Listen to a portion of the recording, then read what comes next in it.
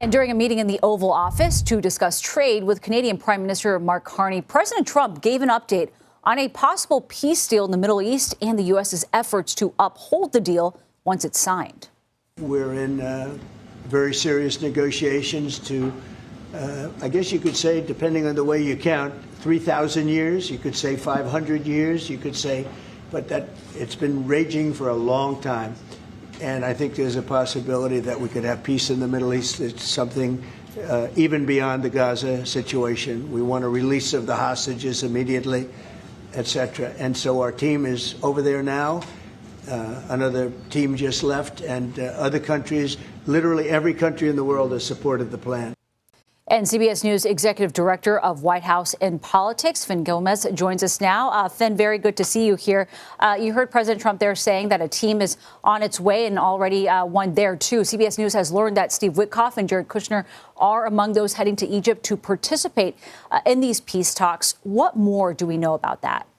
Yeah, Nancy, a source familiar with the trip tells CBS News that Special Envoy Steve Witkoff and Jared Kushner, the president's son-in-law and former senior advisor, both architects of President Trump's 20-point plan to end the war between Israel and Hamas. These two will depart today and are expected to arrive in Egypt Wednesday to participate in these ongoing peace talks. President Trump, in an interview on Monday night, said he believes they are, quote, getting very close to a peace deal over Gaza, which he said will bring peace to the Middle East and, quote, beyond Gaza.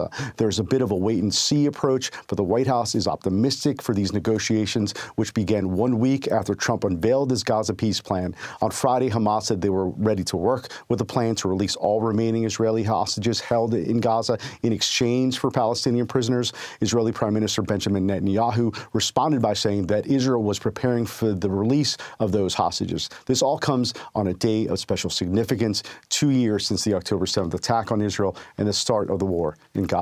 Nancy. And Fin, I also want to ask you about the government shutdown now in its 7th day, pressing forward with seemingly no end in sight. We're hearing about this memo circulating from the Office of Management and Budget, OMB, that suggests some furloughed workers or federal employees now working without pay may not actually get their back pay after all. What can you tell us about that? Yeah, that draft of the memo getting a lot of attention, Nancy. CBS News' Olivia Rinaldi confirmed the draft of this memo earlier today that does suggest that furloughed workers, federal workers, about 750,000 of them would not need to be paid for the time they didn't work due to this ongoing shutdown. A senior White House official tells CBS News that the administration has not determined whether it intends to back pay furloughed workers, though this is how they're interpreting the current law on the books. It's essentially TBD, Nancy, in an ongoing discussion, they say.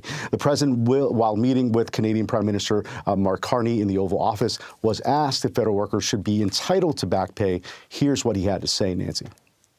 It depends on who we're talking about. I can tell you this, the Democrats have put a lot of people in great risk and jeopardy, but it really depends on who you're talking about. But for the most part, we're going to take care of our people. There are some people that really don't deserve to be taken care of, and we'll take care of them in a different way. Trump has also threatened retaliatory layoffs in addition to the federal workers currently furloughed and said they have identified many programs to eliminate and that they will be announcing this, quote, very soon. The president said these cuts will come in approximately 4 or 5 days if the shutdown continues.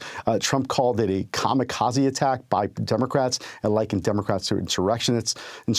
Some critics are calling the memo a strategic tactic to try and force Democrats back to the table on the White House's terms. Nancy? Yeah, plenty in limbo, though, there. Fin Gómez, thank you very much.